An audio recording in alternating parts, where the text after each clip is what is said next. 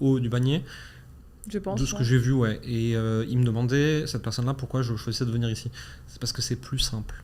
J'arrive ici, tout est prêt, tout est mis à disposition. J'ai pas à gérer les cartes SD, j'ai pas à vérifier les micros, j'ai pas à brancher quoi que ce soit. Je m'assois, je fais mon contenu, on m'envoie les rushs. Fin de la discussion. Et pour ça, je suis prêt à payer beaucoup plus cher que si je louais à l'heure un autre truc, parce que ça me simplifie beaucoup plus la vie. Et ça m'enlève de mon scope toutes les erreurs potentielles que je pourrais faire. Parce que moi, le matériel, la technique, j'y bite rien. Je suis une chèvre. Et je paye le prix pour le cadre, pour la facilité d'accéder à des gens intéressants, pour la simplicité que c'est de venir enregistrer ici. Et je pense que ça, c'est important dans le monde du service, finalement. Les gens sont prêts à payer beaucoup plus cher que ce qu'on pense quand on leur simplifie la vie. Mais bien sûr. Mais ça, je suis bien d'accord avec toi. Et puis, c'est surtout que, en effet, le côté, là où tu disais tout à l'heure, on peut également aussi conseiller des gens sur YouTube ou pour suggérer des invités, parce qu'en fait, c'est également notre industrie. Et en fait, généralement, on dit souvent les cordonniers sont les plus mal chaussés. Bah, pas toujours, en fait. Nous, on a d'abord tout testé sur nous-mêmes avant de le faire pour les autres. Là où la majorité des gens le testent d'abord sur les autres et parfois ne le font jamais, surtout sur eux-mêmes. Donc, c'est souvent quand même ça qui différencie beaucoup des autres, et ça dans n'importe quelle industrie, hein, d'ailleurs. Mais t'as bien raison. D'ailleurs, ça me faisait penser à cette discussion que j'avais avec Valran l'autre jour de... c'est quand même fou, parfois il y a tellement de business que tu peux faire dans l'entrepreneuriat et que les gens ne font pas. Typiquement, c'est con, hein, mais le plus gros pain de l'être humain, c'est l'administratif. Enfin, je sais pas ce que tu en penses, mais c'est le fait de... L'administratif, ça concerne tout, hein, les impôts, l'assurance maladie... Je m'occupe de rien, voilà. Je paye des gens pour tout. Bah voilà, et donc ça, j'étais en mode, mais en fait, tu me trouves quelqu'un qui me pond un fucking logiciel, une appli, ce que tu veux, qui te résout tous ces problèmes-là, mais le mec devient multimilliardaire. Je comprends pas comment c'est possible que ça n'ait jamais existé quelqu'un qui ait fait ça. C'est tellement relou. Et c'est comme d'ailleurs les RH pour les entreprises, c'est le plus gros pain d'une entreprise, c'est le RH. Mais c'est la même chose. Je crois pas pourquoi les gens ne trouvent pas... Et bon, il y a plus de boîtes RH que de boîtes qui peuvent te trouver des solutions pour l'administratif, mais encore aucune boîte réellement qui est sortie du lot, où tu te dis, allez... Enfin, tu vois, et c'est quand même pourtant moi, j'ai une personne qui bosse sur moi et qui gère 100% de mon juridique, comptable, fiscal, administratif, etc. pour ma boîte. Il est oversubscribed, c'est-à-dire qu'il refuse les clients toutes les semaines, en fait. Il peut pas en prendre plus. Il y a tellement de demandes. C'est un des rares à être vraiment bon dans le monde de coaching, infoprenariat. C'est Félix Chassier qui bosse avec Antoine, qui bosse avec plein de gens. Mais c'est un métier qui est chiant aussi, en fait, en vrai. Et il y a des gens qui arrivent à trouver un craft et une envie de bien faire, et donc qui trouvent un vrai plaisir profond là-dedans. C'est le cas de Félix.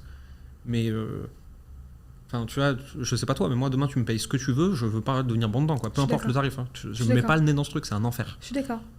Mais il y a quand même forcément des gens passionnés ou alors des mecs assez malins pour se dire tiens, je vais me faire chier quelques années dedans.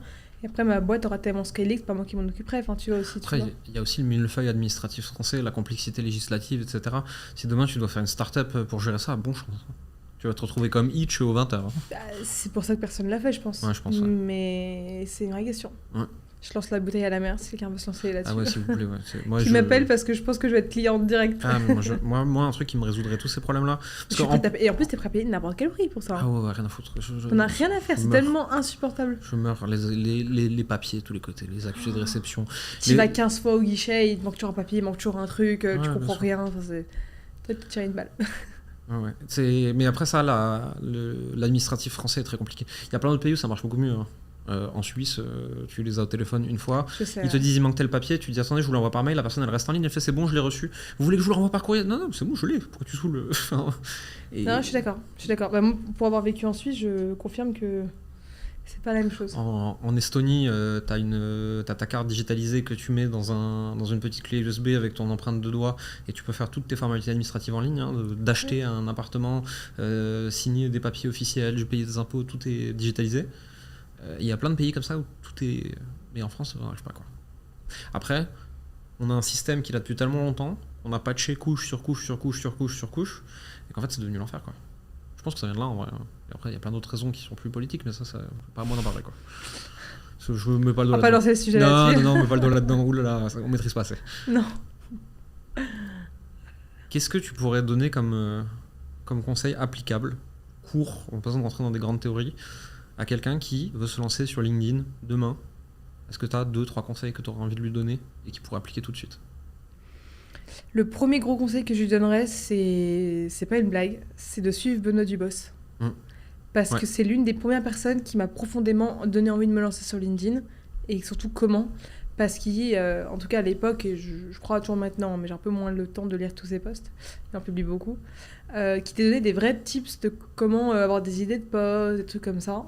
Il donne des trucs hyper actionnables en plus. Exactement. En fait, de suivre des créateurs de contenu sur LinkedIn qui sont vraiment bons, qui font du contenu intelligent, pas des gens qui font juste des likes pour faire des likes, parce qu'il y a plein de gens qui font des likes, mais c'est pas forcément très qualitatif. Des gens, vraiment, le contenu est intéressant. T'as des mecs comme toi, non Georget, enfin, t'as plein de gens brillants. Tu les suis, tu regardes un peu la forme du post, le fond, comment ils font, les phrases d'accroche, etc. Tu sais, de faire un peu de veille là-dessus, mais auprès de gens intéressants. Et ensuite, tu trouves ta ligne édito, évidemment. Donc, il faut que t'aies quand même faut qu'elle soit suffisamment large pour que tu aies suffisamment de sujets dans lesquels traiter dedans. Et ensuite, tu essayes de poster une valeur ajoutée que toi, tu aurais adoré pouvoir tomber dessus, mettons 2-3 ans avant, écrire un post sur qu'est-ce que tu dirais au toi d'il y a 5 ans, un post qui raconte comment t'en es arrivé là aujourd'hui si, mettons, t'as monté une boîte, un post qui des 3 astuces pour faire telle chose. Enfin, et après, c'est vraiment pas si compliqué que ça. Mais moi, la vraie astuce, surtout, c'est quand tu postes, essaye juste, quand tu as fini un post, de l'écrire, essaie de tout de suite te forcer à trouver une idée pour le prochain post. Parce qu'en fait, tu es déjà tellement concentré, tu es déjà dans ton cerveau et dans la mécanique, qui fait que c'est beaucoup plus facile de trouver une prochaine idée de post que si 2 jours après ou le lendemain, tu dois te remettre dedans et retrouver une idée de post. C'est un vrai tip, parce que, bon, je dis ça, je le fais pas du tout, hein, donc j'aurais me taire parce que je le fais plus du tout. Mais je le faisais à l'époque et c'était assez utile. Moi, je batch souvent. C'est vrai que c'est le premier est le plus dur, deuxième ça va mieux, t'en fais un troisième, c'est bon, je trouve ça roule, quoi, les t'es 2 dedans. premières minutes de concentration sont les plus difficiles. Ouais, mais une fois que t'es dedans, t'es dedans. Quoi. Ok. Est-ce que tu aurais un conseil plus global que tu aimerais donner à ceux qui nous regarderont ou nous écouteront? Plutôt, avec quoi tu aimerais qu'ils repartent de notre échange? Qu'ils doivent absolument développer un bon personal branding s'ils veulent se démarquer et scaler. Ok, c'est un très bon conseil. Je te résume le truc très vite.